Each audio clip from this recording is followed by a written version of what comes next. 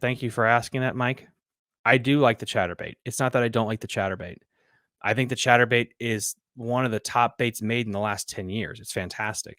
When I go to ponds, when I go to places that aren't heavily pressured, the chatterbait, and I'm dealing with grass, of course, the chatterbait is one of the first baits I throw. The thing with the lipless, again, is the fact that I don't think it gets fished as much. If I had to pick the two, I think fish get turned off the chatterbait first before they get turned off the lipless. Because with the chatterbait, I think there's less that I can do to change its vibration, size, color than with a lipless bait. It's a lot easier to change the vibration, the size, and the color with a lipless bait than a chatterbait. That's it. So if I'm fishing Thursday and there's nobody around, yeah, 100%, I'm gonna have a chatterbait tied on. I'm gonna be using it. If there's 600 people on a grass flat, I'm probably going to be throwing a lipless because, I mean, heck, not only do I think I can adjust this to make them to react, if those fish aren't in a biting mood, even if they flare at it, I'm going to get them. If I'm pre-fishing in a place I've never been before, just drop me on a grassy lake. I've never been there before in my life, and I have to figure out a grass mat. I'm not throwing this. I'm going to throw this. With this and this setup here, I can cover the whole grass mat, the whole grass bed very quickly, and I can find biting fish. And with grass fishing, if people that aren't used to it, that's the most important thing. If I bomb cast this down the grass line and mark every time I get a bite, whether it's a 2-pounder, a 4-pounder, a 3-incher, it doesn't matter. I know where those fish are because wherever they set up, that's pretty much where they set up. Those are the juice spots. And then I can kind of come back here with the chatterbait.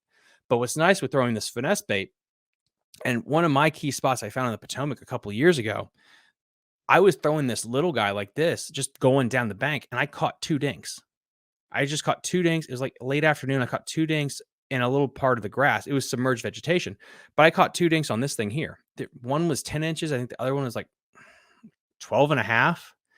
I caught them on this bait right here. I think it was a different color, but this bait right here marked the spot. 2 days later, come back in the tournament. Same area, boom, I catch 2 that put me at 10 pounds. Had I thrown a big clunky chatterbait or a big swim jig or swim bait, I might not have caught those fish.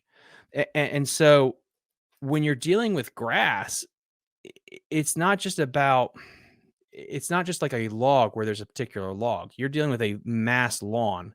And for some reason, there are just weird places that they set up. And sometimes you can find it on your graph.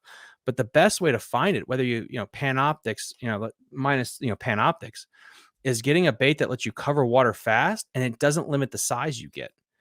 If you have a bait that's big, you would think if I'm throwing an 8-inch Huddleston in a grass bed, okay, cool. I'm going to find where the big ones live, but they might not be set up there.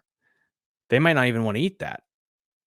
If you throw this bait here and you catch a dink that's on the juice for some reason, you know where that juice is from now on. And so that's again why like a lipless bait is a fantastic search tool. Even if you're not going to use it as your tournament arsenal, if you have to pre-fish in a grassy area, this thing is going to let you cover water quickly and find those key areas.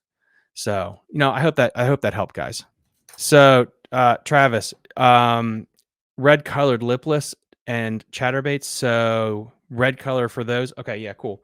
Yeah, I can talk about that again. No problem. And again, this will be up also as the main video for this week too, because I was just too lazy to actually just make the video. I'd rather just do this. Red is a fantastic color. I suggest, depending on the water you're at, let's say, Travis, I'm going to say like you're on the Potomac River and you get that Potomac River springtime clear where it's got that little bit of chalkiness to it. Red is a fantastic color to start with. It really is. But when I fish lipless baits and I fish jerk baits, 2 things I want you to consider doing. 1, I want you to have a quick tie split ring so you can fast attach different color. 2, I want you to have 2 rods rigged up. I don't care if it's a jerk bait or a lipless bait. You want multiple rods because that gives you the ability to change the color and the vibration and the size very quickly. And again, that's why I like this so much. Now, the chatterbait, Travis, to talk about that, it's harder to get a chatterbait to have the same flash and simi that a lipless does. Preferably, you want to go with a red chatterbait or a white sexy shad style chatterbait. That works great. And of course, the black and blue. I think those are the big three colors that you use for one up here compared to Florida, where you're going to go with a green pumpkin. But when it comes to lipless, you're going to start with a red. And if the water is still that same chalky color, you're going to go with that bone colored white. If it's a little bit clearer, you're going to go with sexy shad, that chrome. Now you see that reflection we can get there. If the water starts to clear up a little bit, we have the sun out. You're going to go with, if I can find it, Travis, this is really important. If you got dark water, and what I mean by that is that muddyish color, and the sun's not out, gold. Gold, for some reason, really reflects whatever light is down there. Now, and a lot of times, when I grew up, I was always under the impression that you always start with white when it's cloudy. White is fantastic, and I do like that. But sometimes the fish don't want a bait that's just tone deaf, and I think white is, because if you look at it, when I roll this thing, there's not a lot of reflection. When I roll this bait here, there's a lot more flash. So, kind of hope that helps. Let me pull up his question here.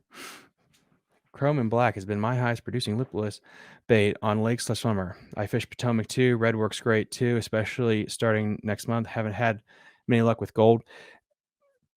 Yeah, yeah, Bastion, like gold honestly worked for me the best when everybody else, like a different flavor. That's basically it. Like when you're throwing jerk baits, it's the same thing. So if you're in a tournament situation, let's say you're in the back of Mattawoman and you're surrounded by 37 different boats, going to gold, that's when that gold is really going to really work well. Now, if you're fishing a Florida lake where if you're fishing a Florida lake where there's shiners and stuff, dude, you better be throwing gold, because you ain't going to catch anything if you're not throwing gold. Gold is really hot. But what's crazy is, like you said, like not a lot of people throw gold up here. And when you get it in that smaller size and you're around a bunch of boats, it just gives off a different flash. And so that's what I'm trying to get at with all these baits is, what's so cool about lipless compared to the chatterbait is you can have 30 different rods on your deck, and every single one has a different vibration, color, and size to it. You can't do that with the chatterbait. I still love the chatterbait, but that's what gives the lipless such a cool thing, is you can just throw it so different.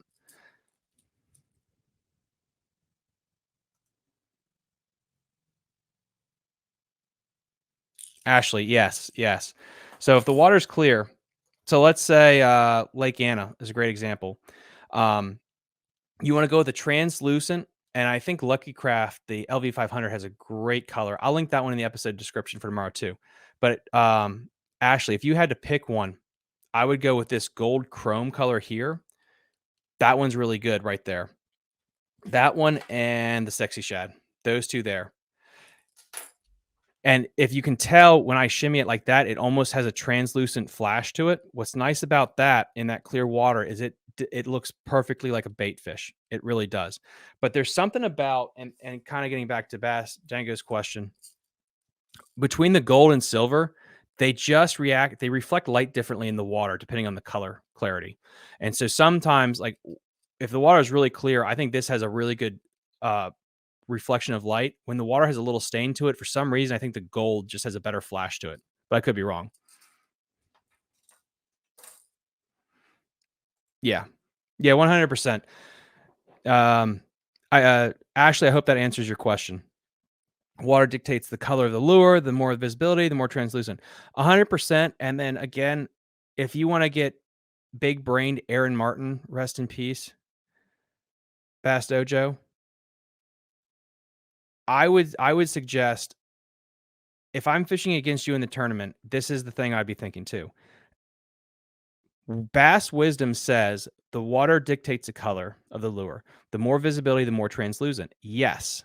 However, it depends, because fish are weird and they get conditioned.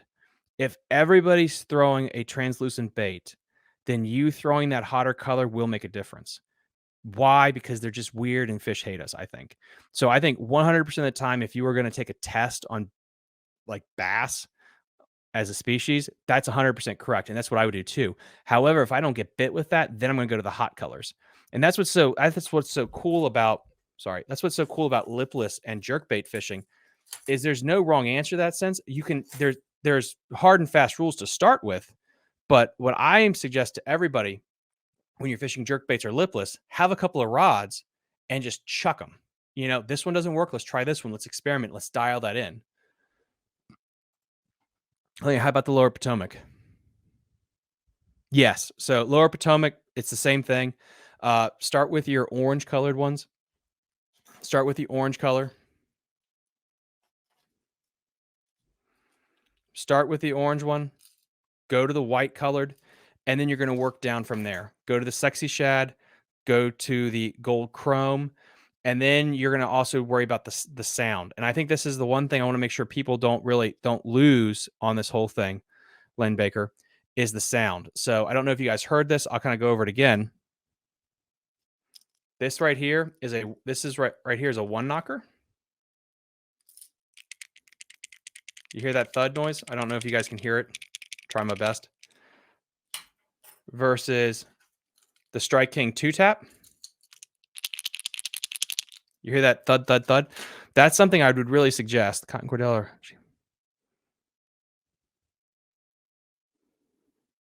Yeah, Cotton Cordell is an extremely good one too. It really is. I have a bunch of cotton.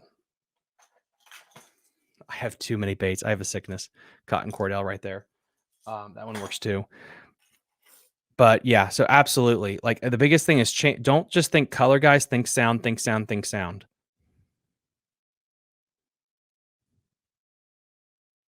Yeah, it's so weird. I've caught 3 bass in my life on a clown jerkbait, and they were all I've caught 3 bass on a clown jerkbait, and they were all at Lake Champlain when I was smallmouth fishing. And then I lost them because a pike came up and ate the line. Um, and again, like guys, I'm going down the rabbit hole because usually like that's kind of how my brain operates. But what I want you to think about is color is important, but it's also the sound of it. Get yourself a couple, one knockers too, and don't be afraid to throw the smaller ones. So, this 1/4 ounce one here, this lighter minnow size colored one. You can also get it in the crayfish color here, which is really awesome. That smaller one. This I do suggest you throw it with spinning gear though, but again, you got to use my special setup for lipless baits. If you're going to throw the smaller one, I suggest. Let's throw this question up here from Travis. Preference in knots? No, Travis. That's a fantastic question. That's not a bad question at all, sir. Um, I think a Palomar knot is all you need. Go with a Palomar knot. Super easy. You're not going to be jolting them as much. If you are going to be using braid, what I would suggest you do is take and put another extra loop or two within the Palomar on the braid just to make sure it cinches tight and it doesn't slip. And guys, let me know in the comment section if you guys have a knot that you guys like to tie specifically for anything, honestly, besides the old Palomar. But no, Travis. Palomar is a fantastic, easy knot. The biggest thing I'd watch out for is if you're using braid, because sometimes braid will slip. I would suggest if you're gonna use a Palomar for braid, and Bass Dojo, let me know what you think about this. Like, leave a little bit of extra tag end on your braid so it doesn't slip on you. Let's see here.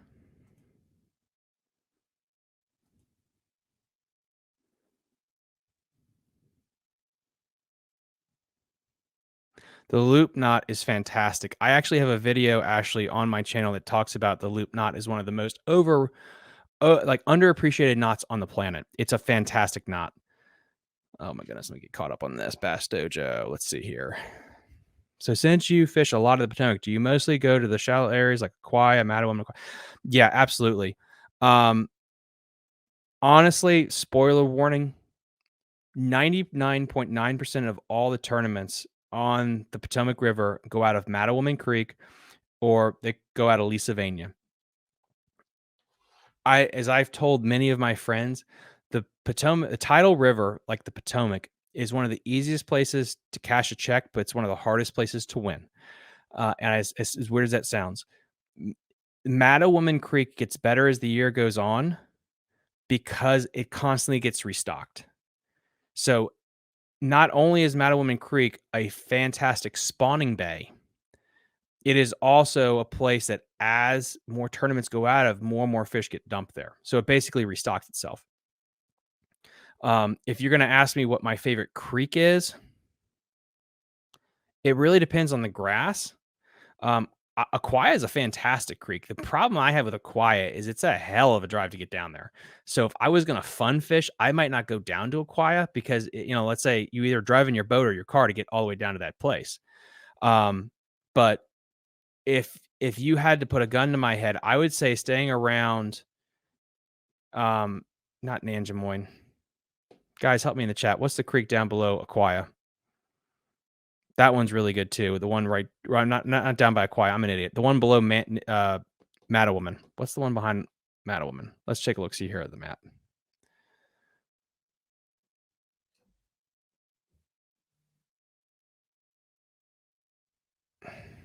Hold on, guys. I gotta find this out. Bass Dojo, maybe you can help me. What is the creek down below Mattawoman? Crap, I don't know why. I've fished there a billion times and I'm now having a brain fart. Is it Nanjamoine? It's not Nanjamoine. It's Mattawoman and Chickamaunkson. Good Lord, that was hard. I don't know why that was so freaking hard. I'm sorry, guys. It's Chickamaunkson. Chickamaunkson Creek. So Chickamaunkson, Mattawoman, Chickamaunkson, Mattawoman, and then of course, Occoquan. Like if you stay in those three, you can figure them out. You can have a great day. They're there. And honestly, wherever you find a good grass bed, if it's a grass year, if the grass is good, those are the three places I would go and I would start. Let's see. Ashley. Yeah. Loop knot. Absolutely. I need to do another video on that. Do you approach smallmouth differently with these baits at all? Looking to hit Lake Moomaw, South Hudson. So right now, what we're specifically talking about with these baits is grass. That's the big key. So to answer your question, Travis, and let me put this up there on the board. Try to get through all these. Do you have an approach smallmouth differently with these baits at all? Looking to hit Lake Moomaw, South Hudson. When you're dealing with these baits around grass, it's the same principle. If you're not dealing with grass and you're dealing with bait, it's a little different. You're going to be going with this chrome, this more shad looking color, because generally smallmouth live in clear water. And what I suggest you do with these baits is you're either going to fish them through bait balls or you're going to work them like a jig on the bottom, just like you would a vibrating jig. A cold water lipless bait where you're just stroking it off the bottom. Yeah, it's been one of those days. But yeah, so smallmouth, you're going to use it like a jig, just like you would do in super cold water, and just bring it up and down off the bottom, like you would do like a silver buddy. Good question, though. Really good question. And they can kill this thing too.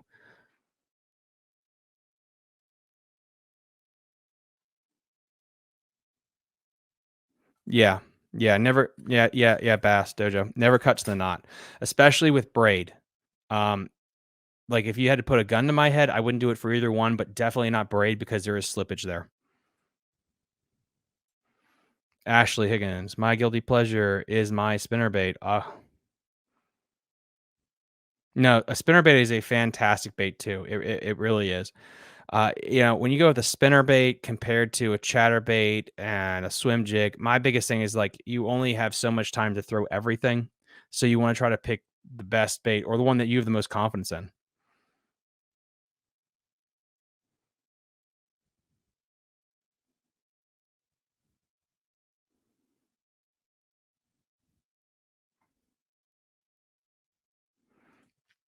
Yeah, it's so funny because like everyone asks like, what's the best place to fish on the river? All the big tournaments, not one dayers, but big tournaments are pretty much one in the same basic places over and over again. And so people that tell you that there are secret spots, there are secret spots in the river. And they might work for a one-day event. But if you're fishing a multi-day event, I just don't think there's one secret spot that's gonna last 4 days. It's all about the same old places. So, if you had to go eh, if you had to go fish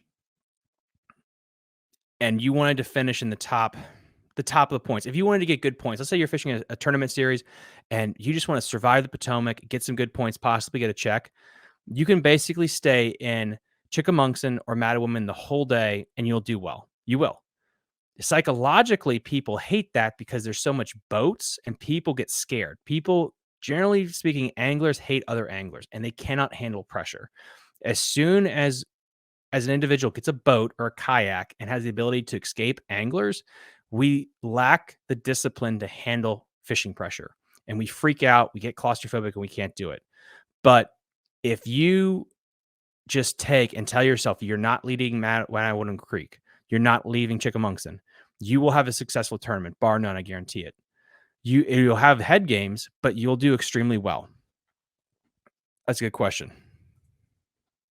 Ashley, so I'm in Northeast Tennessee, lots of smallmouth highland reservoirs, the body of waters we're speaking about. Yeah, so the Potomac River, Ashley, is a tidal river in the DC area, but it has a lot of grass. So what we're talking about is not necessarily just tidal; it's just grass fisheries in general, fishing a lipless in grass. Hopefully that helps you. Yeah, if you're fishing the Tennessee River system, something like that, where you don't have grass on it, fishing it like a blade bait, where you're stroking it off the bottom to get that reaction strike, is huge. Travis, yes, these videos are coming. I'm sorry I've been falling behind. I don't know if you guys know this, but I am also in school full time getting my MBA. So I have to do school, shoot podcast episodes, edit all the podcast episodes. I have another podcast that I run with my wife. I do that. And then I'm doing this. No complaints. I'm blessed, but more episodes are actually coming.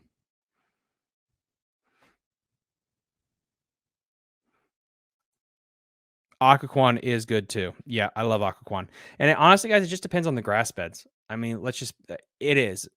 Grass beds, if you're fishing grass, if you find a good grass bed, you're going to be fine. Just stay there the whole day. I mean, that gets in the idea of would you rather run tides or not? I don't want to get into that rabbit hole. I'll make somebody mad.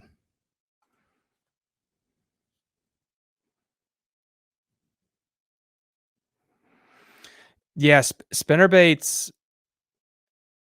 are weird because I feel like when the chatterbait and the swim bait became a thing, people forgot about the spinnerbait. I remember 4 or 5 years ago on Lake Cumberland when the spinnerbait came back and you saw like everybody in the top 10 using a spinnerbait. I think it really comes down to you have to be at there's a certain conditions I think the spinnerbait kicks ass in, and if you have to have those where you have that muddier water, you have timber, something like that. That's classic. I think Jimmy Houston type of spinnerbait weather, like general stuff there. The other thing is, do you guys consider an underspin a spinnerbait? I mean, I don't know. You get the flash, you get the movement of a spinnerbait, which is the blade, but then you get the low profile of a swim bait. No, I think one of the first bass I ever caught was actually on a spinnerbait too. Actually, I love spinnerbaits. Ashley, what type of let us know in the comment section what type of kayak are you running?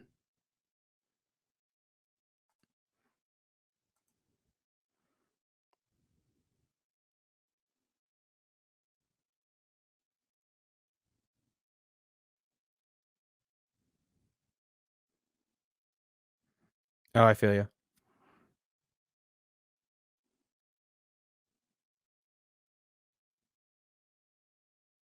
No, they seldom do. They really don't, and they're catching monster weight down there. They really are. But I think they're on Lake Fork, if I'm not mistaken. So, are you shocked that they're catching them well? I mean, that place is freaking absolutely awesome. Let me go back through this comment section first, make sure I haven't like missed anything.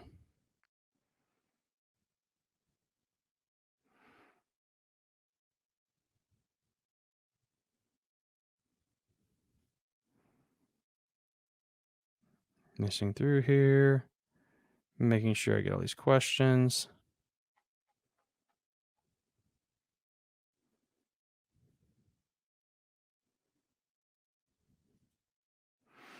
10-foot Pelican, sit on chop. Yeah, hey, that's still a good kayak though. It really is. You have got to have some fantastic smallmouth waters though, Ashley. That like you have some really cool places that you get to fish. I'm actually the reason I asked too is I'm actually fishing a kayak series. This is the first year I'm fishing a kayak series this year with Northern Virginia Kayak Association, and I have a paddle. I have a Wilderness Radar 135, I think, and I don't have the pedal drive system, which I really need to get.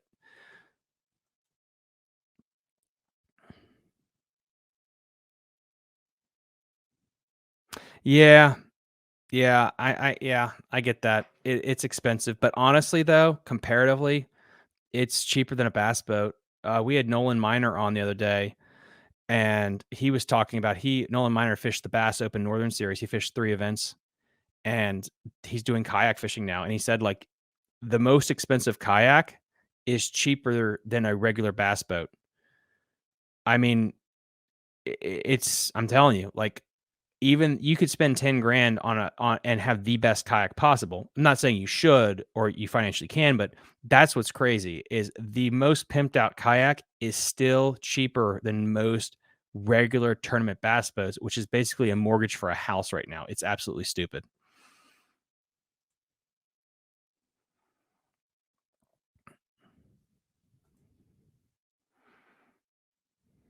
I have a huge bass boat and I can't put it in small lakes and ponds that are waiting for a lure. Yeah, like that's the one thing that's getting me really into kayak fishing because I was debating for a while whether to invest more.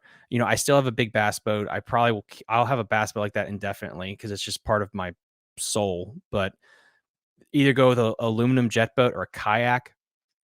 Kayaking is winning for me because I can still fish tournaments and scratch that itch. And it's the fact that you can throw it in the back of a vehicle and you can go anywhere with it. And there's so many places like Bass Dojo. I don't know if you saw my video series called Hidden Gems, where I specifically talk about places in the DC metro area that you can fish that are untapped. One of those, like a couple of them, are kayak accessible places only, and you can absolutely just slay them. Absolutely slay them.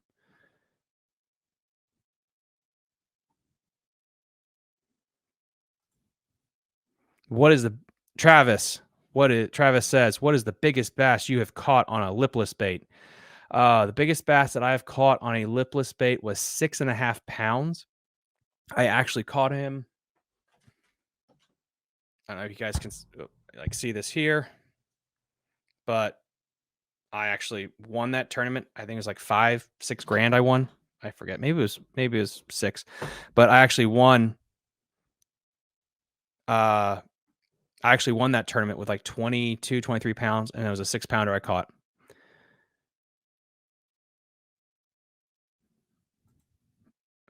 Ashley, I love that idea. That's really cool. Yeah, that's why. I mean, that's honestly why I like kayak fishing is it does level the playing field. Even though some kayak trails you can like go crazy with it.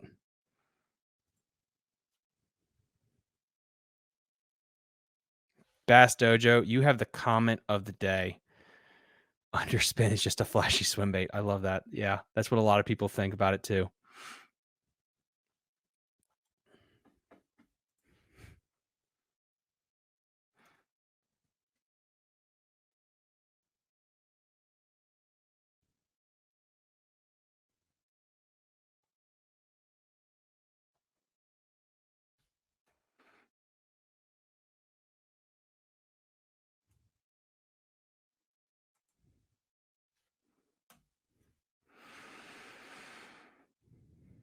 Oh shoot, man, I got like a bunch more soup. I got a bunch more chats I have. I want to pedal drive so bad. I love the accessibility of a kayak, an angling tube. Ashley, you are a badass. You need to start a YouTube channel, Ashley. I would totally watch that if you had a YouTube channel. Yeah, I think I want to get a pedal drive too. I mean, I want to either upgrade and get the pedal drive system for the wilderness I have, or bite the bullet eventually. Go in debt and get a Hobie. But Travis, hopefully I answered your question there, bud. I want a pedal drive as bad as well, but I think I may end up getting a John boat with a 9.9. Yeah, I mean, like Bass Dojo, where are you at? Like, where do you usually fish? Are you fishing like Occoquan Reservoir Are you near DC a little bit more?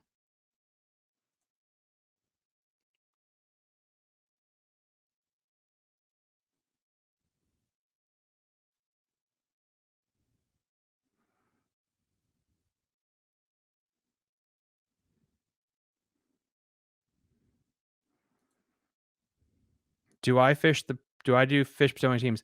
Not really, I don't. I usually, if I'm fishing tournaments on the Potomac River, they're gonna be BFLs, ABAs, bigger tournaments like that with better cash purses. Or I just fun fish.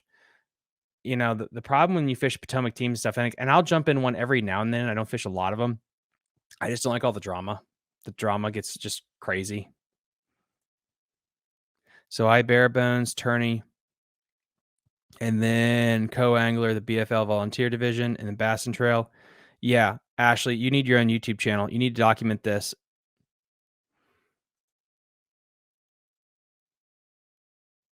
No, never give up. Ashley needs her own channel. We need to do a GoFundMe to get Ashley her own channel. All right, I gotta get through all these chats. Okay, since we are talking about bad fishing and grass, how do you spot the beds and all that cover? There's so much grass sometimes it's difficult to see the bare areas. Yeah, so if you are fishing so I'm gonna say it depends. If you're fishing the Potomac River, I'm assuming Bass Dodge, you're talking about like the Potomac. You're gonna want if you were like getting ready for a tournament and you really want to try to find the beds, what I would suggest you do is you go on the lowest tide possible the day or two before the tournament, and if it's clear and you can kind of start seeing some of the beds. Otherwise, if you're not going to do that, that's where I'm sorry, but that's where technology is. Like if you have 360 like Mega 360 or Panoptics with perspective mode, that will let you see the holes. Or you use a lipless bait, something with treble hooks, and you can actually feel where the grass is different.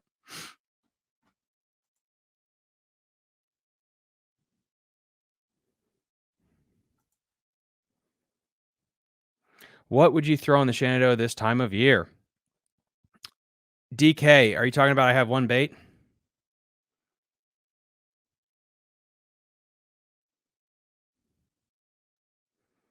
DK, if I had to pick one bait, it would oh god, one bait, damn it.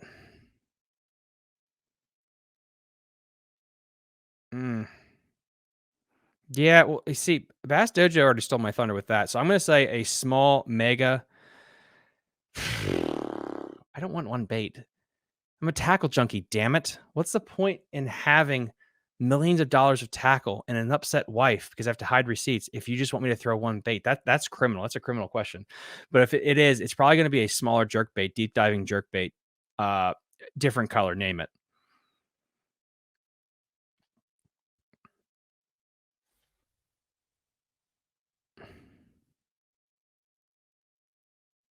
Dude, 9-foot pond, probably that's awesome.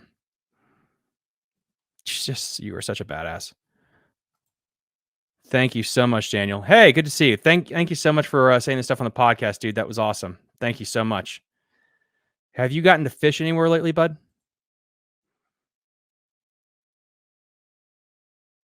No, 100%. Like the Mega Bass Spark Shad is absolutely a killer. I don't know if I'd fish it like I would fish it right now, but I don't know if I would just have that on. Like I guess that the question is if you had to put a gun to my head, what one bait? I don't know if I do Spark Shad or a jerk bait right now. That's the problem. If I could have 3, I think 2 of them you got. All right. What spring bait do you recommend for lakes in Nova? We don't have shad, but rather a lot of bluegill. Oh boy, you are getting into a topic. Um, Daniel, you're getting into my swim bait teas. I'm gonna go grab another box of baits, and I'll be right back.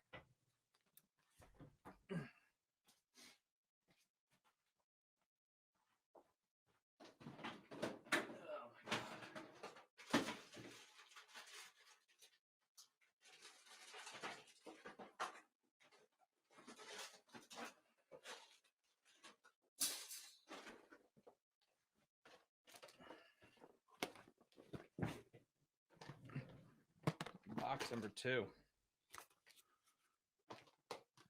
All right. I'm actually running out of room here.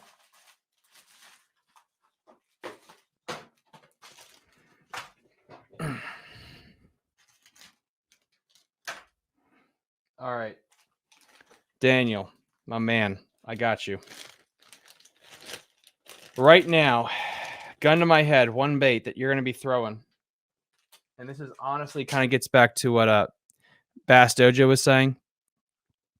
Now, again, I will say it depends on the water clarity, Daniel, and what we're talking about. But if I had to pick one, you're going to go with either a Megabass Spark Shad 3.5 or, that Sexy Shad Caltech, and you're going to go with a guppy head. It doesn't have to necessarily be the Dirty Jig brand guppy head, but the reason you want to go with that, and if you watch my other videos, let me see if I can get that there, that thin hook, that thin shank hook like that, bass's mouths right now are stupid cold and they get hard. And because it's a little bit harder, you either have to really jack them on the hook set or have a needle sticky sharp hook so it sticks them in the mouth. So go with a bait like this, or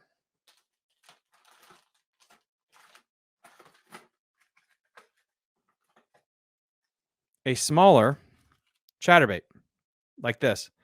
The reason you go with a smaller chatterbait is trying to match the hatch of like the bluegill, like we talked about, like you were talking about, but also you can stroke that on the bottom and kind of work it like a blade bait too. So those are the two I would pick if I had to fish a pond. Let me hide the comment. There we go. So hopefully that answers if you had to pick two right now. Now, if you're trying to catch the biggest one, that'd be way different. Let me kind of get back to Daniel's question there. Oh, here we go. Is there a certain time, if any, water temperature that you won't throw lipless crankbait? I feel like lipless, square bills, and everything else perform year round. Yeah, absolutely, they perform year round. Vegetation. So I generally like to throw lipless, either a lipless or a blade bait when I'm trying to get a core reaction strike, like when the water's super cold, there's no cover, so I'm just stroking it on the bottom, or grass. So if I can get away with it, Travis, I will throw it year round, especially if I'm just trying to find fish. And again, I can't stress this enough. So if Travis, let's say you're on a boat or a kayak and you have a huge grass mat, a grass area, tie one of these on a spinning reel and bomb cast it out there and just reel it and rip out of the grass, reel and rip. You're going to get bit, and remember those areas, and you can come back through there with a different bait and kind of milk it. Once you find those juice spots in the grass, you can hit it with different ones. You just got to find it.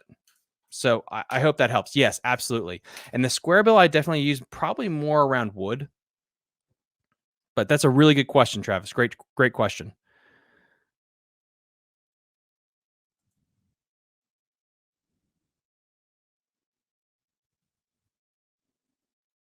Yeah, amen.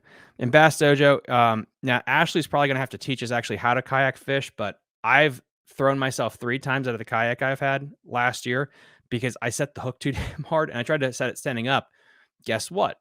A 6'1" man trying to beat him to death. Yeah, I almost drowned. It was a fun experience. So Daniel, I hope I got to answer your question.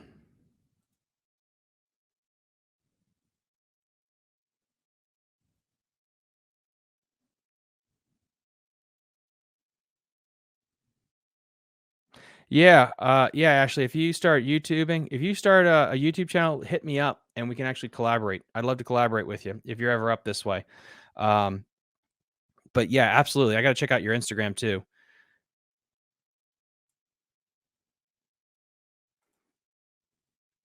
Have you fished Orange Lake?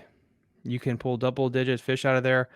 Start earlier April. Yes, I have fished it 8 years ago, I think. No, shit. I think it's been 10 years, honestly. I think it's been 10 years since I fished that place. It's been a while. I used to fish that thing when I was a kid and I fished high school derbies. I need to go. Actually, I need to shoot a video there, a Hidden Gems video talking about that place.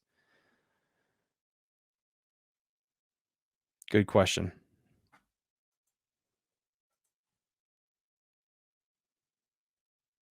Really? 4 or 5? You caught 4 and 5 pounders out of there? That's freaking awesome, dude.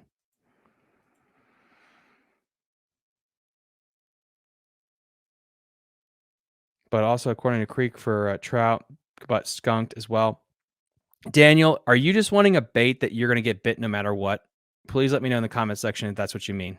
If you just want a bait that no matter what, you'll catch anything that swims, because that's different than just bass fishing. I stand up constantly. I built a casting deck that covers my God, you do everything. I need you to fix my boat because I'm incapable of fixing marine problems as they come up.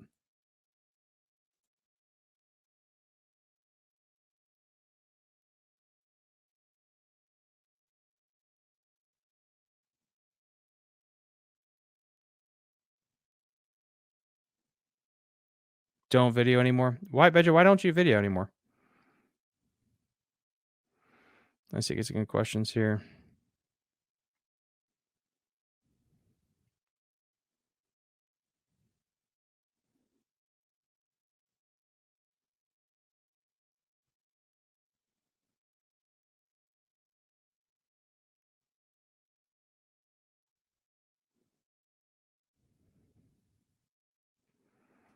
Daniel, Upper Potomac, Conococheague Creek. If you come up this way this summer, I'll hook you up with some of the best smallmouth fishing of your lifetime.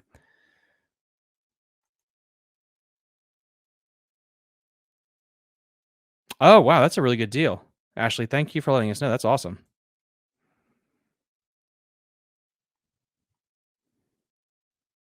Oh, here we go.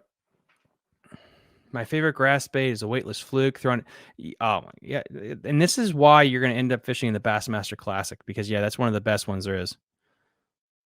Oh, here we go. Got some more. What are your thoughts on using a spoon? Love it, especially if you're letting me use Panoptics. We fished them a lot at Lake Kiwi at the College National Championship. The second one my brother and I fished. If they're on bait and shad in like in the middle of nowhere, they're great. If you're fishing more of like a steep bank, I suggest going with a blade bait or a lipless bait and just stroking it.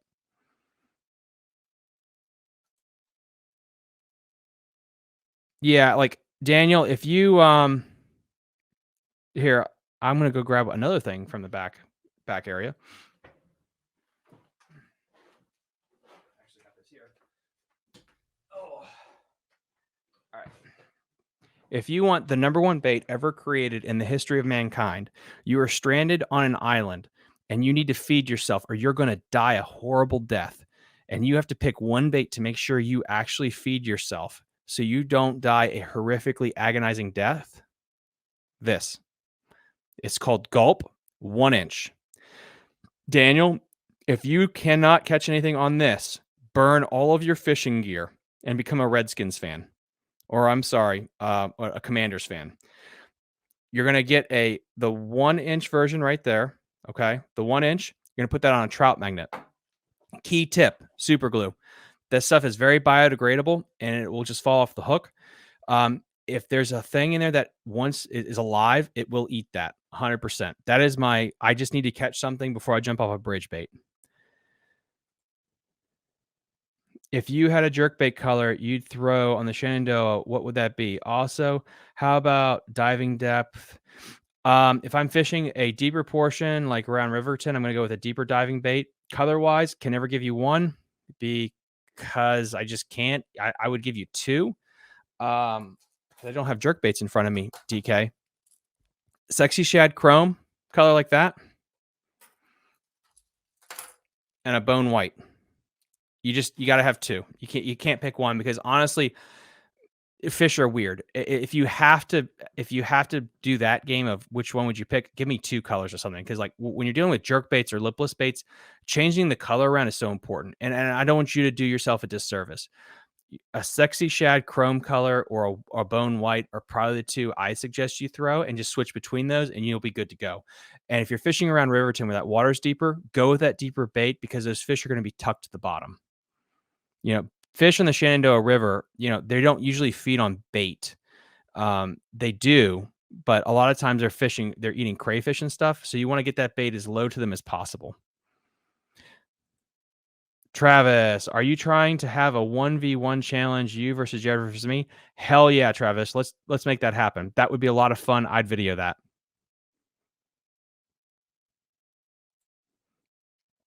Yeah, like try that low tide, the spawn thing. That'll help a lot.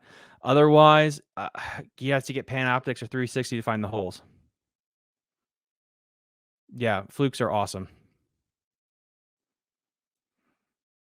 Hey, Rippin' Lips. Good to see you, bud. We today talked about lipless bait fishing, which again, I'm going to cut this up tonight, and this will be for tomorrow's main video because I have severe ADHD and I got confronted by a homeless person today. So I forgot to do the video, so this is going to be going up tomorrow. It's pretty much about lipless bait fishing. Now we're just doing question and answer and just hanging out because it's Wednesday. Guys, spring's coming. It's time to fish. We're done with being inside. We're done with this shitty weather. Let's just hang. I don't care if you fly fish, you catfish, you musky fish, you bass fish. We're all after a stupid fish, and we can all celebrate and brother and sisterhood that we just like to be in the outdoors and we like to go fishing. Mic drop, amen, right? Bye, bud. Bass Dojo, love it. Hopefully, I get to see you again on another chat. We're going to be doing this a lot more.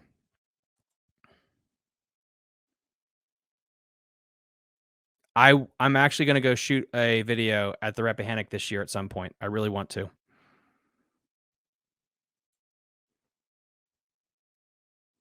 You can catch some great snakehead, and I hear that the Rappahannock has some fantastic, absolutely fantastic largemouth fishing.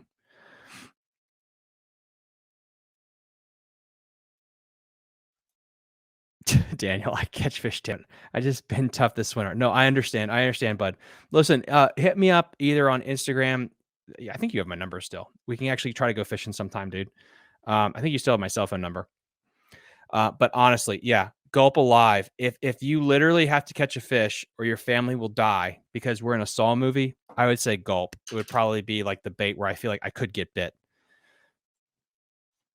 I fished the Rap above the city for smallmouth. Yeah, like the Rap, for some reason, no one talks about the Rap, and I think that's because it's very good. Ever since I started this YouTube channel, like with hidden gems in the podcast, if people don't talk about it, it means it's probably really good.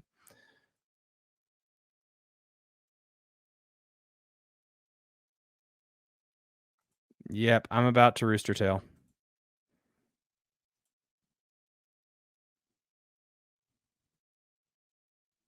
Yes, DK, you have to understand if you're going to be obsessed with tackle, I don't like, and it's like that question of like, oh, like which one would you pick? It's like we spend $10,000 worth of tackle. That's mean to say pick one. Like, what if your wife or your girlfriend or your boyfriend or husband was like pick one of your favorites out of all the things? Like that's wrong. I can't pick just one.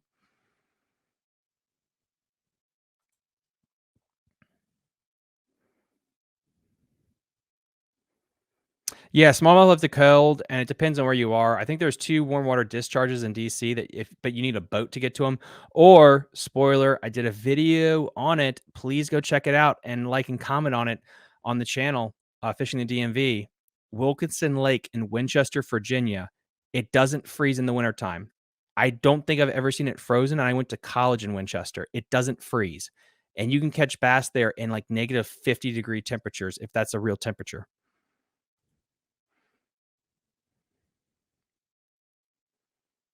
And while I have everybody here, do you guys want me to do more live streams? And if so, do you want me to do them on Saturday mornings? Do you want me to do them in the evenings? Like what works for you guys?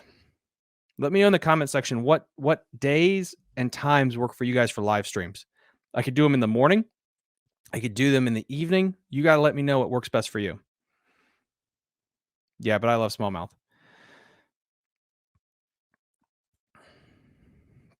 Rippin' Lips, did you try using dynamite? My cousin had a great success using a shotgun.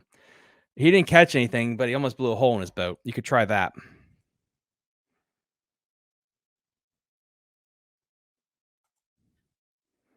Wife's yelling. Bass Dojo. I don't know if she's a keeper. If she's yelling at you to get away from fishing, talking about fishing. I don't know if she's a keeper or not. Ashley, what is your Instagram handle so we can find you?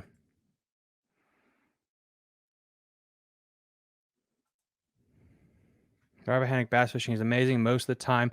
Hit it one day a couple years back, early summer morning with top water. Got hit every damn cast. Dude, that sounds like fun. DK, do you kayak fish? Do you bank fish? boat, fish. What's your poison? First smallie spring last year was 18.5 inches, 2.5 inches, 95. Oh, dude, that is a freaking stud. That's a really nice one.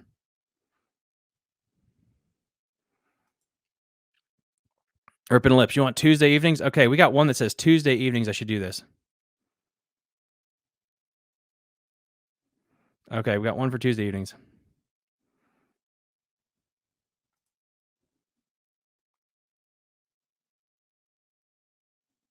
Really? I didn't know that. I didn't know that river, Holston River. I bet. Ashley, what is the biggest bass you've caught? What's your personal best smallmouth? I'd love to know. All right, you totally down for more live streams? Okay, cool.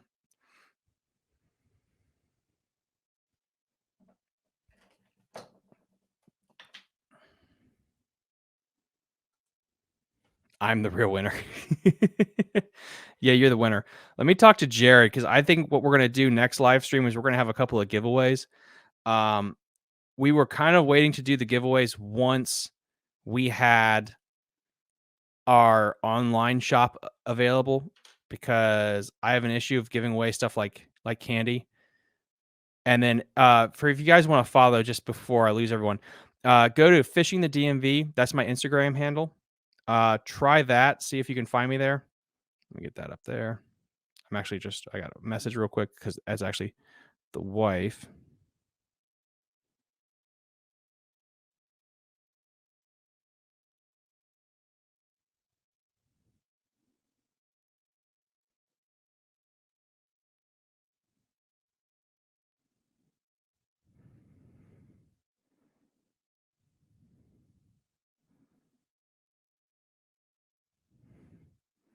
Yeah, I think I followed the right person on Instagram. I either did or I just followed a completely random person. I asked for a friend request from a completely random person. So I think I'm following Ashley. I don't know. That one's good there. Yeah, I mean, like with Chesden, because of the shad, that's one thing where I think Panoptics really helps when these fish are in this shitty mood. Like, I'm sorry, technology is what it is, whether you hate it or love it. If you have it, it does help.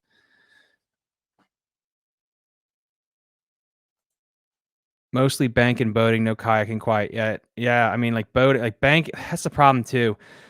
So for everyone who lives in the DC area, I don't know if you follow my YouTube channel, Fishing the DMV, but I want to highlight good places to fish and I don't care if it's bank or the boat or the kayak. Let me know there's some places that I should shoot a video just to kind of highlight. I'm also always trying to explore. My biggest thing is I don't want private places. I want it to be places that people can actually go to without, getting arrested or shot. Yeah, Ashley, I think I gave you a follow. Or I just followed some random person. I don't know. I think I did. It might be easier if you follow like me at Fishing the DMV. Let's see. And winner, a 4-pound spot. Oh my God, that's amazing.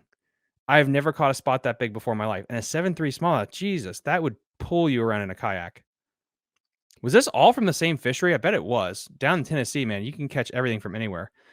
And let's see. Anytime through the week would be better than the weekends. Yeah, I'm thinking I'm probably gonna do it during the week. I think we're gonna do live streams. I have a live stream this Saturday morning I'm gonna try to do. And then I'm gonna try to find time to do it during the week. I want to do Tuesday nights, but I have class until 9. So if I do it during the week on a Tuesday, it would be late as shit. It means like we would be starting the live stream at 9:30, which is fine for me because I don't sleep.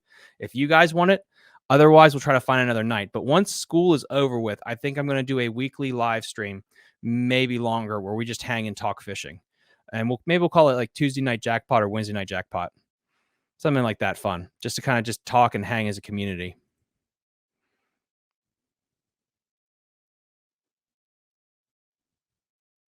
Dude, ripping lips. Yeah, I'm completely down with that. I love wade fishing. Not right now, when it's -6, but yeah, I'd be completely down with that. I really want to start fishing the Rappahannock some more. DK, have you tried fishing Sherando Park Pond? Caught some decent fish in there. Highly pressured though. Sherando Park Pond. DK, send me a link to that on Instagram or Facebook, or get it to Jared and let me know. I think I know what you're talking about, but I'm more of a visual guy than names. I forget my mom sometimes because I forget her name, like, but I won't forget her face. So send me a link to that so I can actually see it, and that might be able to help. Ashley, hold on, let me confirm.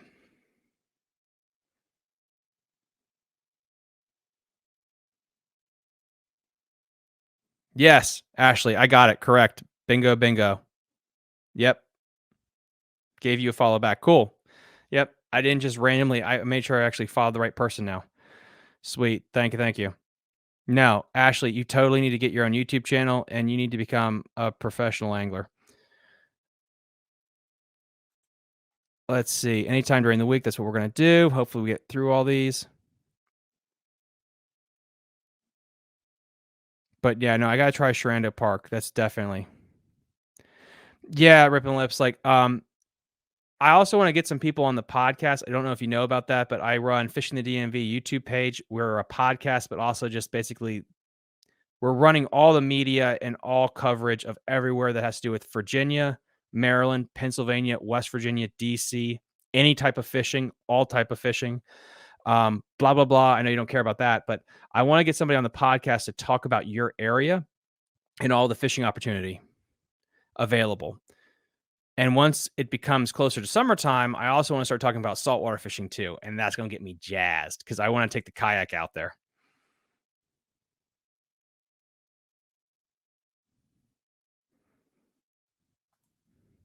Nope, smallies from the creek. Largely from the bank. Damn. Bank fishing that sucker. That is a big one too to catch off the bank. That is freaking awesome. All right, we got 15 more minutes here.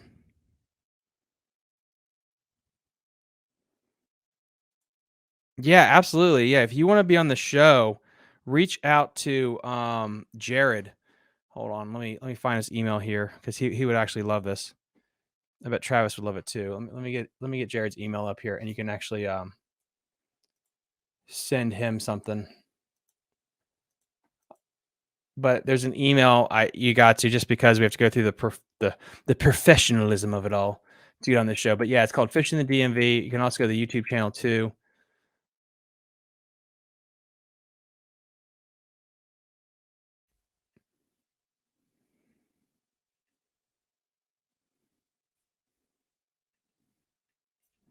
All right, here we go.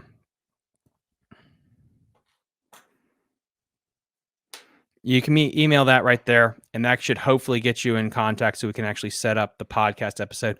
We release podcast episodes every Tuesday. I try to do fishing videos Thursday, and once my schedule allows it, I'm going to try to release 2 videos regarding fishing, whether it's a fishing adventure or just how-to videos twice a week, plus the podcast, plus the live stream. So we're working on all of it. But that's a freaking big one. Ashley, that's freaking awesome. Nope, Somali. Okay, cool. No, absolutely. What is everyone, and before I, one more thing before we kind of like wrap it up for tonight. So it sounds like Tuesday nights we'll do this. Make sure you like and subscribe to my Instagram account and my YouTube page, Fishing the DMV. If you do that, I will keep you guys up to date on my live streams when we're going to do them and kind of get you guys all on the same page because I really want to try to grow this community. I want to be able to help each other out, make sure we all strive for our goals. And that's the one thing I want everyone to put in the comment. What is everybody's goal this year when it comes to fishing? Just one goal. It can be keep it simple so that way we can all do it together. But what is one goal you have for this year as an angler? Is it a new PB? Is it finishing higher in a tournament? Is it catching a different species? Let me know in the comment section below, everyone, what your one goal is this year. And let's try to help everyone out in this community to hit that goal. Mine this year, believe it or not, is I want to be able to catch a redfish from a kayak. I have never caught a redfish from a kayak in Virginia waters. I have down in the Carolinas, but never one from Virginia waters. So I really want to catch one from a kayak. The other thing I really want to do is try this year to catch a 4-pound smallmouth from, either the Shenandoah or Upper Potomac, a 4-pound smallmouth. I have my biggest smallmouth ever right now is like no. Yeah, my biggest smallmouth ever was like 5 pounds, but it was up in Vermont. So, win a tourney. Amen. That's a lofty goal, sir. That's a lofty goal to win a tourney. But hey, maybe we can help you out. I'll try to help you the best way I can to help you win a tourney. I like it. Have high goals. Honestly, if you need help winning a tourney, you should talk to Ashley. Ashley freaking is probably going to take all of our money.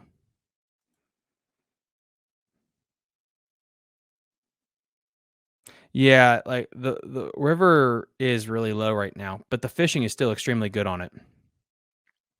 Like the fishing on the river is fantastic, especially for like smallmouth. And honestly, like, and there's a good walleye population. There's a good muskie population there. The Potomac is looking really good. So we got to win it. So Rippin' Lips, we got you. You want to win a tournament? Okay, we got to help you out there win that tournament. His biggest smallmouth was 7.2 in Maine. Do we even count that as a smallmouth though? Like those northern strains? I mean, come on. Should I even count my smallmouth? No, it counts. It counts. That's a freaking awesome one. Ashley. You see, like Ashley's won so much money in so many tournaments where she's at. She's beyond us when just win a tournament. Now she wants to win a tournament with only smallmouth. Or she wants to win a tournament with only spots. See, she's just above us. So honestly, Rippin' Lips, you should probably ask her. She can help you with that. But yeah, if you're gonna win with just smallmouth, yeah, that's definitely doable in Tennessee.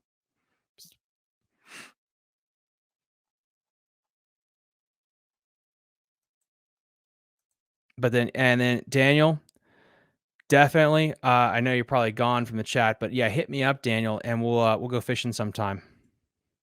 Daniel used to go to school with me at Shenandoah University in Winchester, Virginia. Ashley, what is your home like that this is feasible? I feel like you're a Canadian. The only place that I think you can catch 6 and 7 pound smallmouth like that has to be Canada. Are you actually from Tennessee? Daniel is still here. All right, Daniel. Well, yeah, hit me up because we need to go fishing sometime if you're in the area. Where are you still in the Northern Virginia area? I don't know if I missed your chat about that, or are you down in Norfolk? Because if you are, I'll make a trip down there too. That works. Okay, cool. Norfolk area. Sweet. Yeah, I just have to make a trip down there sometime. Oh, Tyson's Corner. Why the hell did I think Norfolk? Jesus God, that's what happens when you. I was like up early this morning editing videos. All right, yeah, yeah. Hit me. I'll hit you up on Facebook, and we'll get some fishing going. Oh, we got a new message.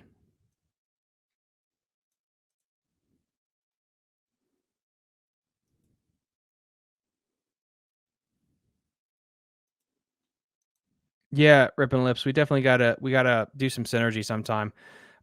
If that email doesn't work, let me know. You can PM me on Facebook or Instagram if that doesn't work too.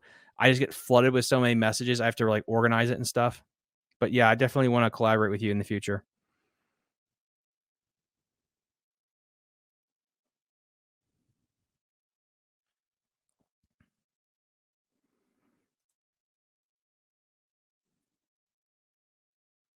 She's not allowed to fish Pickwick anymore because she caught too many fish.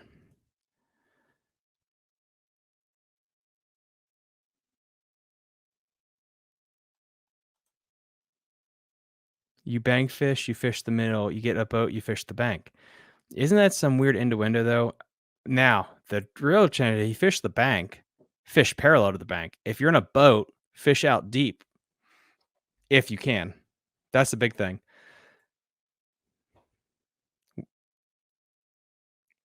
Barker, what is a goal that you have this year that you want to do? Let me know a goal that you have.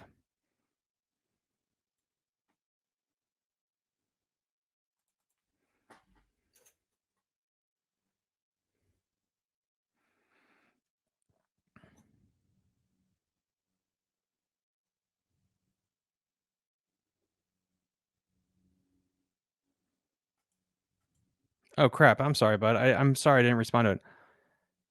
I don't. I will check the comment that you put on the video too. I must have missed that. I'm sorry about that, Daniel.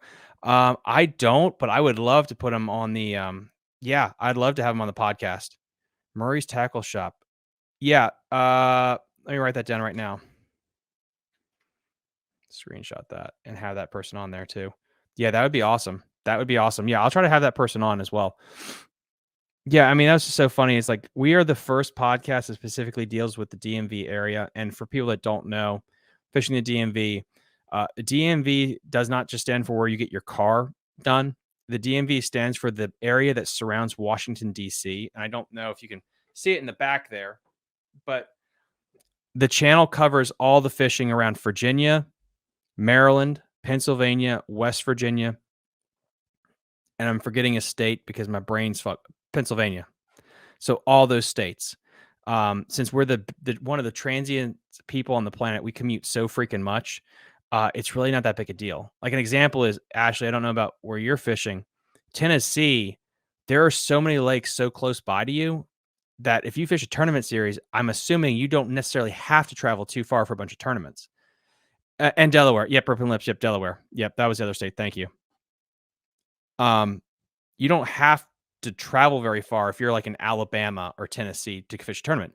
If you're fishing a Virginia tournament circuit, it literally is insane where you have to drive. You have to drive to Smith Mountain Lake, the Potomac River, the upper Potomac near Baltimore, down to Lake Kerr on the North Carolina border. That's our tournament trail. And that's a local trail. It's stupid. So, and that's why I kind of wanted to fish like this whole area, but not just bass fishing too, which is the thing. Like I also want to get some catfish people on, all that stuff. But yeah, thank you, Daniel. Yeah, Ripping Lips, and I'm going to subscribe to your channel too. We get that going. Yeah, but Delaware as well.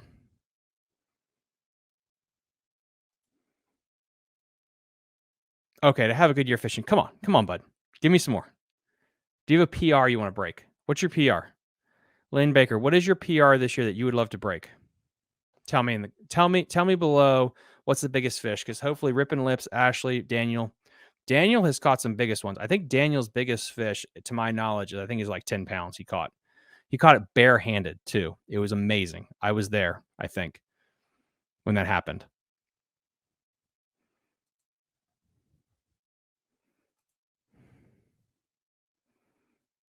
Oh, Raystown. Oh, awesome. Raystown is weird. It's a neat lake. It really is. Like Raystown is really cool. I don't know why. It's just such a unique place because I think what's so cool about Raystown is it's literally in the middle of nowhere. Comparatively, let's say like to a Lake Anna, where it's like a trillion houses, and then Raystown, it's like if you have to go to the hospital, you're probably going to die if you get in trouble at Raystown because there's nothing around. It's just really cool.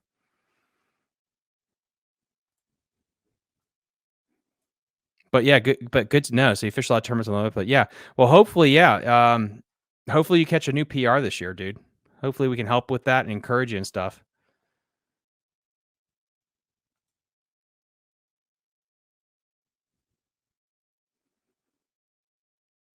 Yeah, we definitely need to get more local channel makers on the channel too. I'm gonna screenshot Rippin' Lips. I'm gonna screenshot that.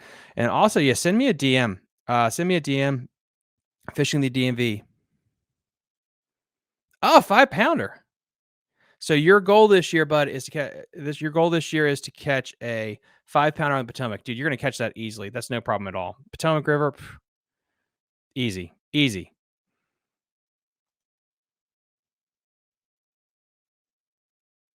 Daniel, we're gonna fish sometime this year. I promise. Send me a DM. I'll send you a DM either way. God bless, sir. Have a great one. Tight lines. Keep catching catfish barehanded. That was awesome. I enjoyed that. I hate Lake Anna. I hate Lake Anna. Dude, why do you hate Lake Anna? Lake Anna is awesome. We only have like two lakes, two big lakes in the state of Virginia. Don't knock Lake Anna. And honestly, if you think about it, Smith Mountain Lake and Lake Anna are the only big bodies of water that don't border any other state. I mean, Kerr, Gadsden, Roanoke Rapids. I mean, Potomac River. All that is like borders another state. The only true big lakes we have, I believe, are Lake Anna and Smith. So like we, you got to take care of what we got. We don't have a lot. Ashley, I have 4 local lakes, but Cherokee, Douglas, Watts Bar, Dan Hall. Oh my God, I'm so jealous of your life. Yeah, and that's what I'm saying. Like 4.5 hours, like in 1.5 hours, I can speak English. Look at how far you can go.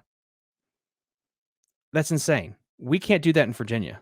We can't in the DMV area, you really can't do that. We don't have our water that's considered local water is a farther drive. So that's why this channel has to expand over all of it. But yeah, if you ever get your YouTube channel up, I'd love to collaborate with you too.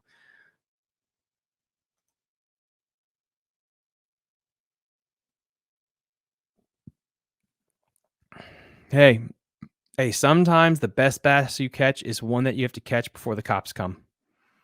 Don't hold me to it. Peace. Too many skinny ears. Absolutely. Yep, I agree with you. No, 100% agree with you guys.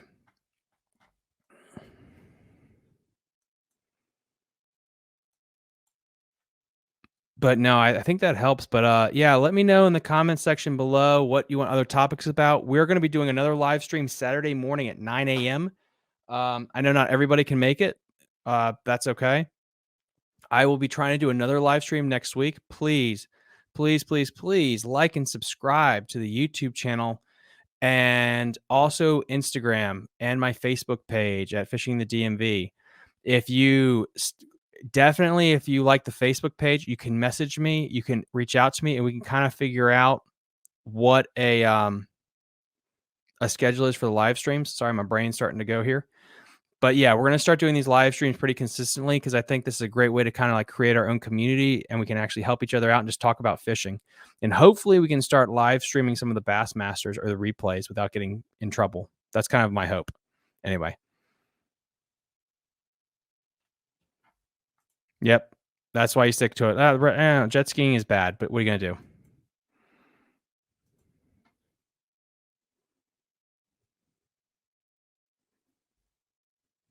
Yeah, I mean that's the problem is bass fishing, Ashley, is becoming basically a rich person sport where if you don't have $1 billion, you can't do it, and it sucks. Saturday morning if it's crappy and cold, which is honestly right now for the most part. I think we're gonna switch Saturday mornings once the weather starts getting really good here. Thank you. Thank you for sending me the address. I'll take a look see at it. Let's see. How about Lake Frederick? I will be fishing Lake Frederick this year once I get my boat back. Because of what's going on in China, the supply chains are really shite. So I don't have the ability to get my boat fixed. But once my boat fixed, I'm going to shoot a bunch of videos on Lake Frederick because people say you can't catch stuff at Lake Frederick, but I believe you can, and I will show people that you can, especially in the springtime. It's amazing in the springtime. But yeah, I will be shooting a video on Lake Frederick, and I'll also be getting somebody on the podcast, multiple people on the podcast, to talk about fishing Lake Frederick. Of course, we're never going to forget Mr. Lake Frederick. For some people, that's the only place they've ever fished is Lake Frederick.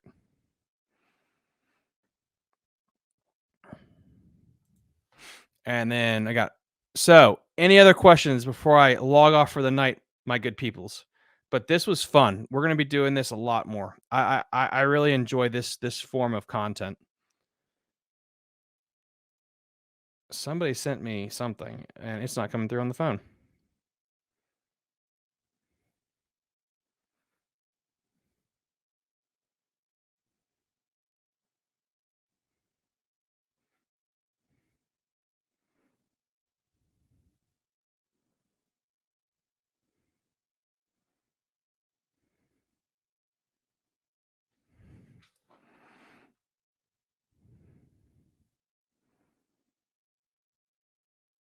All right, so actually we got one more thing we get to do here.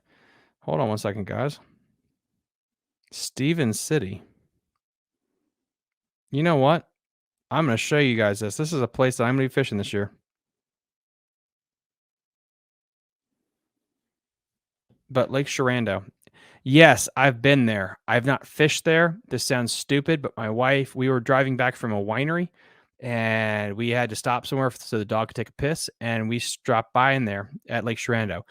But so, yeah, I definitely got to fish Lake Sherando at some point. That looks cool. Thank you so much for DMing me that. That's awesome. Ripping lips. Love you. See ya.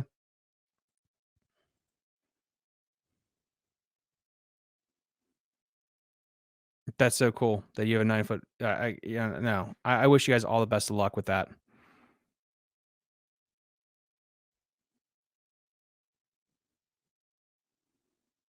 No, amen. Ashley, amen to that.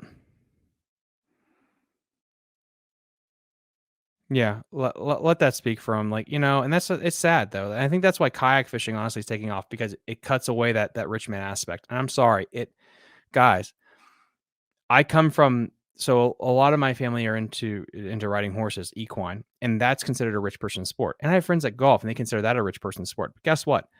Bass fishing, that is the richest man sport because no other sport do you compete with where you have to use $100,000 boat. And I think maybe that's the aesthetics of it. It has to be that way. But yeah, I'm gonna say it the way it is. It's a rich person's sport. It is. Now I'm gonna show you this lake real quick if I can, and then I have to log off and I have to get ready for my other podcast that we're doing tonight. So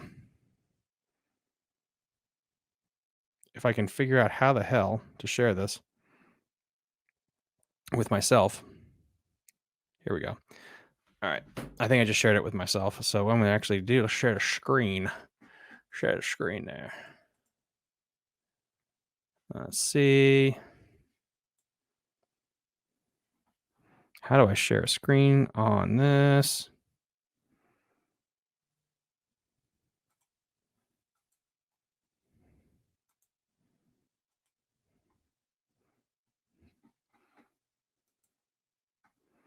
Okay, so this is Lake Sherando. And honestly, if you guys want to know how you get really good at finding good places to fish, tell you what, I need a rich husband to actually buy me some fishing tackle or wife. I don't care. Tackle's tackle. This is Lake Sherando. Ooh, this looks kind of nice, guys. So DK just sent me this address, by the way. So this is Lake Sherando. This is in Stevens City, Virginia. Stevens City, Virginia. Lake Sherando. This looks like a cool place. DK, can you? Oh, I don't think this is the same place. No, I'm sorry, DK. Like I think I was thinking something else. Hold on. Where the hell are we? Oh, that's Stevens City. Where the hell was I talking? Oh, I was talking like Lake Shenandoah. I'm sorry, DK. I was thinking Lake Shenandoah. That's my bad. So this right here is like Frederick, and then Sherando. Okay, so Sherando is just above that. Okay. Interesting. I didn't know this was a place. DK, is this public? Is this public water? If you're still here, DK, let me know if this is public water. So this is like Sherando in Stevens City. I don't know where the hell you get to it.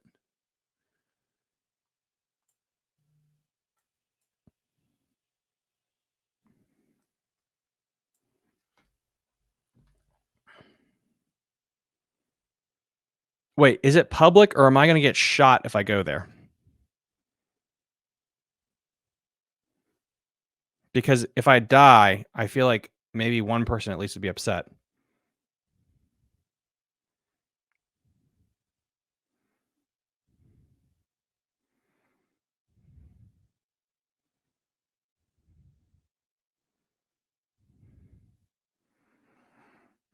It's public? Okay, good. Thank you. I have to ask that. I had one friend send me to a place as a gag. It was a pond that was private, and they said, "No, it's totally fine." Until the siren showed up, and I pissed myself. I would think I was like 17 at the time, so I always got to ask that question. But yeah, so honestly, guys, I guess this will be a cool little trick if you guys want to know that. So Google Maps works great. Honestly, any map though, put it into this folder here, and this can really kind of show you where you should start fishing. Um, I mean, there's a billion other places you can kind of get this information, but quick recap. Shocking. This is called the dam, deeper there. Um, in the wintertime, you're usually going to get your bluff banks, your steeper things. You're going to get riprap, gravel, and stuff of that ilk. If you had a boat or a kayak, or I guess if you could bank fish and wind sprint it, but you're going to start down here in this lower end.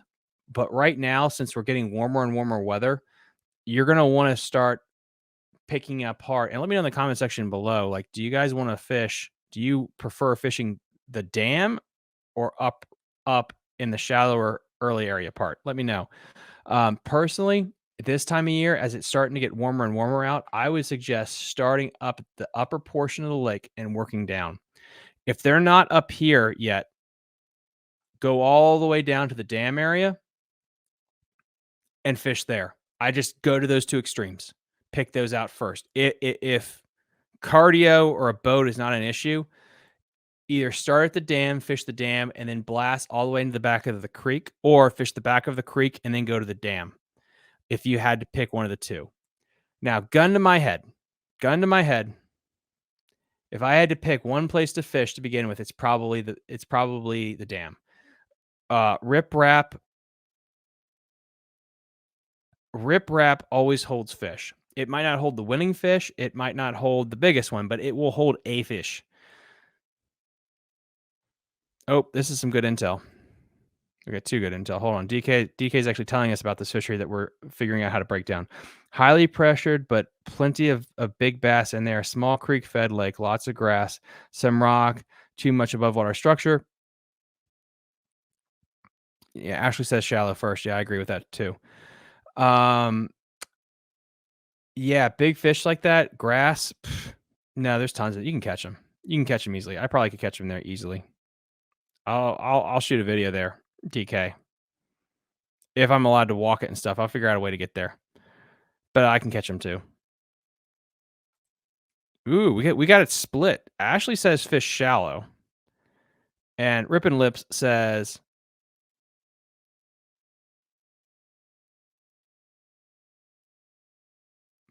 fish the riprap. I like honestly. So I'm gonna fish shallow on the riprap too. It just depends. Like that is such, and this is the fun thing about fishing is the mental game. That's what I love about it so much. Like you could. Okay, I'm gonna say I'm in a boat. If I'm in a boat, I'm gonna fish the dam early in the morning. I'm gonna fish the riprap early in the morning, and then I'm gonna follow what Ashley says, and then I'm gonna go shallow in the backs of creeks.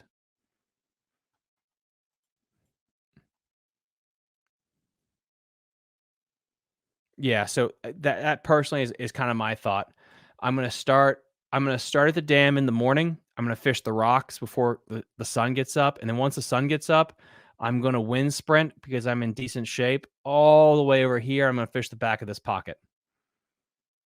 I'm gonna also borrow DK's vehicle, and he's gonna shuttle me around so I can do this thing willy nilly. But yeah, I'll fish a video there too. And you know what? This will be fun to do too. If you guys want to do a lake breakdown of a specific body of water, text me the lake and we can actually do a lake breakdown in the future. I think that'd be kind of really cool just to kind of like help people out and figuring out where to fish on some of these bodies of water, especially, if you don't have the opportunity to like fish there a lot. But, using maps like this are sometimes even better than actually using a topographical map because you can actually see the different types of bank depth. Like honestly, looking at this bank here, I'll let my screen refresh. If you look at this bank here, it looks pretty steep. All this looks pretty steep. I could be wrong, but it looks steep to me, which means this is going to be a deeper bank edge right in here. Look at Hunting Reservoir. Hunting Reservoir in Spotsylvania country. Great cover next to the dam. Rippin' Lips. We're going to look at that if we have some time. I do have a time limit. I have to be done by 8 o'clock because I have to get geared up to start my next podcast. So sadly, I do have a cutoff in about 10 minutes.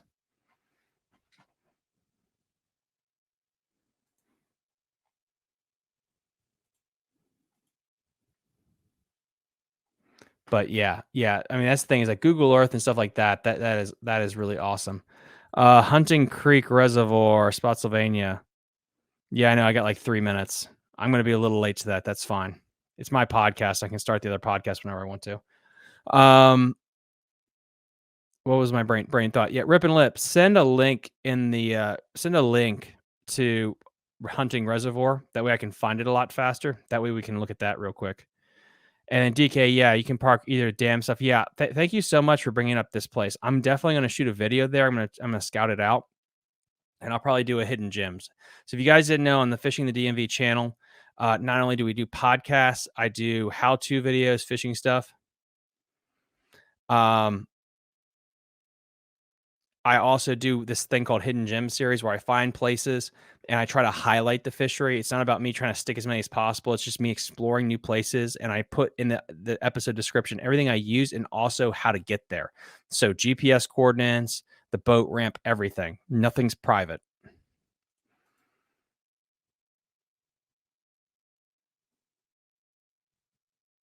Yeah, how about that? Ashley will have to be in her boat. And Marty, Rippin' Lips, you two get a boat, and I get to be on the bank, and we'll do a versus series. And we'll see your trolling motor versus my cardio. Who wins?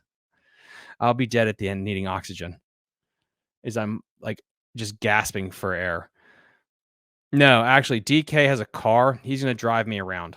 He'll drive me around. He's not allowed to fish. He has to drive me around while Ashley and Rippin' Lips get a boat. And we'll see who wins the battle of the ages on a lake while everyone else in this stupid little lake is like, what the hell are they doing? We got time. Yep, I know. I have to be going here. Let's hold on. Let me look up Spotsylvania real quick. Though we might be running out of time here. Let's see.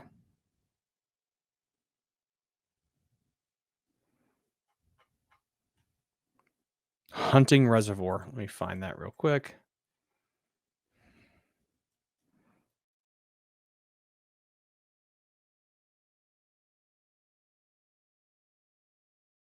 Hunting Reservoir. It's pretty big. Really? How big is it? Like big enough to see from satellite? Let's take a look. See. Dam caps like Hunting Reservoir. All right, we're gonna go find Hunting Reservoir real quick before we end this thing. Sorry if this gives you epilepsy.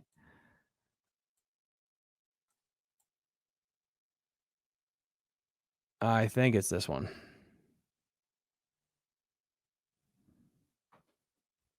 No, it's this one. Rippin' Lips. Is it this? Is it? This is it right here. Oh my god, this is nice. Holy crap. Holy crap. How have I not heard of this place before? Look at this. Look at all the fingers.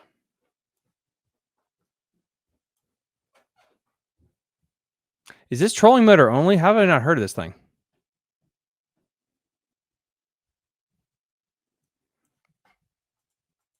Yeah, thanks, DK. Also, yeah, I think I just friend requested you, DK, on Instagram. But yeah, hit me at sometime. We should go fishing. Thanks, I really appreciate that. That I have that place in the pocket, Sherando. Yeah, trolling motor only. That's interesting. This place looks really cool. This place looks insanely big. I probably can't run across the whole place.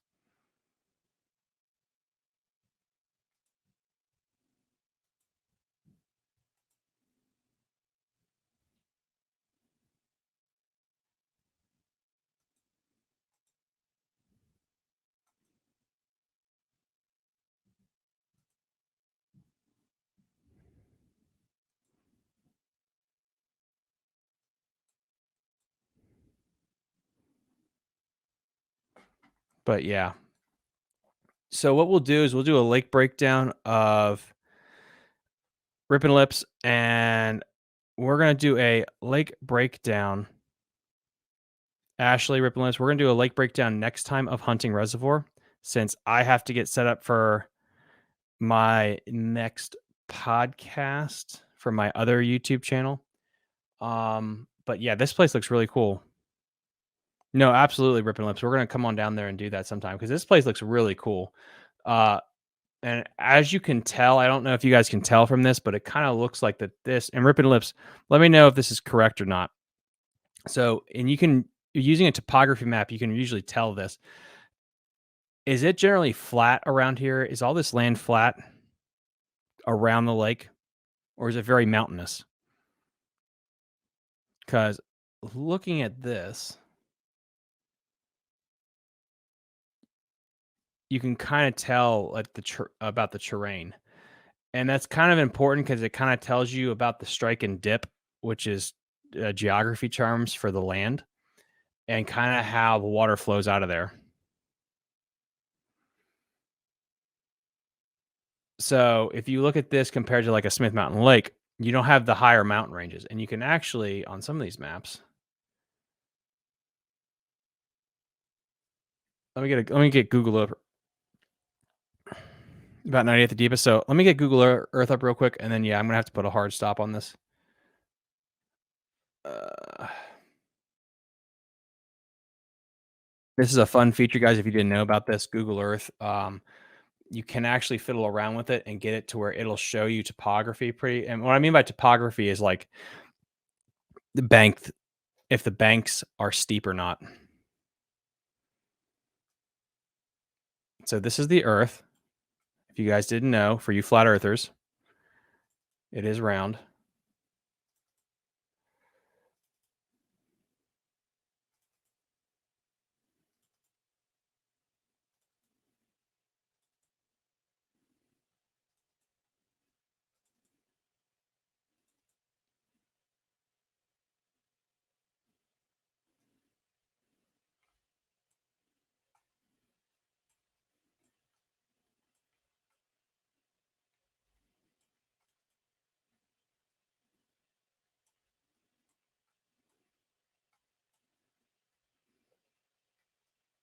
There it is. Sorry about that. It took me a second to grab this thing.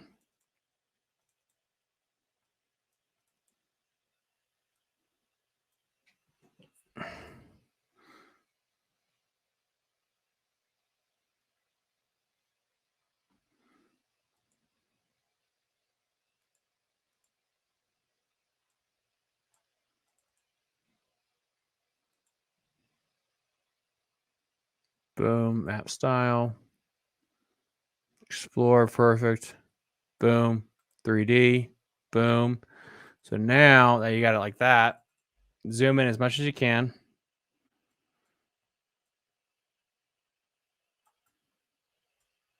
And now what this map will give you at this angle is it's going to give you a little bit more of that topography. And you can go 2D if you want, which is straight up and down, but I actually like to go with the 3D because honestly, it does help a little bit.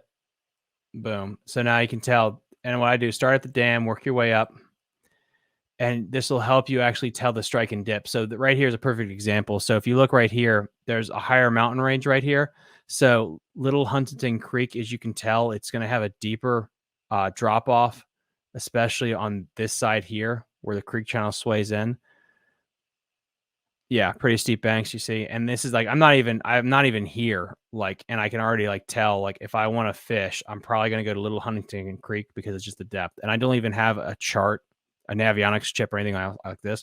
It's just knowing how to use Google Earth. And there's some different settings. And if you guys want me, I could do a Google Earth clinic sometime in the live stream if you want me to do that. But switching to 3D is the first step you go. I'm not going to go through the whole tips and tricks for Google Earth right now because I do have a hard stop that I have to do.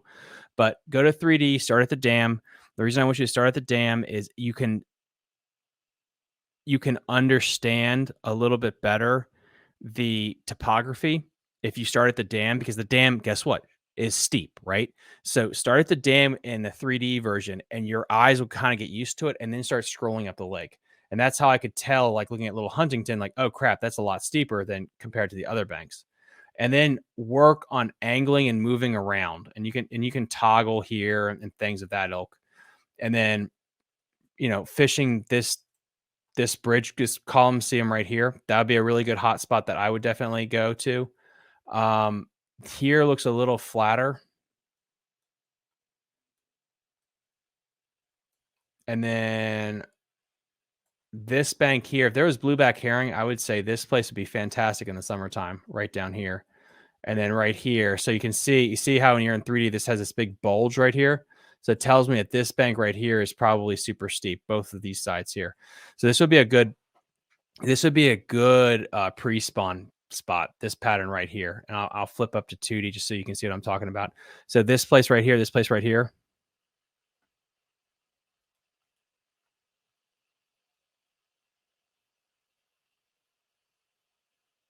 Yeah, Ashley, absolutely. I think that's a great idea. Um, let's make that the next live session since I do have to get some I keep telling myself I actually have to go. How about our next live session? Let's do that. I'm thinking if it works for all of you, how about this Saturday? I have a live stream at 9 a.m. We will start with Google Maps. I'll purposely start with Google Maps, how to use Google Maps, all the different little tips and tricks I think you can do with it. Because I could honestly, if you know how to use Google Maps, you can learn where to go and fish, and you don't even need one that shows you the depth. You can just understand the topography of the land. Especially like, I mean, you can see like right here, this is still deep right into here. And so this right here is a perfect spawning pocket. If I could, I have other software I could use. You got it right at the dam, you got an 8-pounder. But Ashley, yeah, great question. Let's do that. So if it works for everybody else this Saturday, I have a live stream at 9 a.m. I'll just start with it. I'll start with doing the top of map discussion. 8-pounder right there at the dam. Yeah. Like honestly, right here, I'll flip back to this. I'll save the other tips and tricks for the other thing. But if you look at this right here, this is a big bulbous point. I would put a marker from here straight across, just like that. And I would fish. I would start in the very back here and work my way back, start in the very back here and work my way back. Generally speaking, yeah, you see, total spawning bait. Yep. And if you, I don't know if you guys see this in the chat though, Ripping Lips is like, yep, right there. I caught an 8-pounder. So I just found with Google Earth one of Ripping Lips' good spots, not all of his best spots, but a decent spot to start. Let's just say that a decent spot just by using Google Earth and learning how to use it. And again, I have a couple other tips and tricks I can really show you with this, but yeah, that right there. So anyway, guys, that was it. That's the live stream. I really hope you guys like this. Like and subscribe to my Facebook and YouTube channel. Saturday at 9 a.m., I'm going to be going through how to use Google Maps along with some other stuff. Yes, Ashley, I'm 10 minutes late. I have to set up my other studio so I can get ready for my other podcast. And so I'm probably also going to try to eat some food before I get the other thing set up. So anyway, guys, sounds good. This is going to end this, and I will see you guys on the live stream, 9 a.m. on Saturday. Thanks.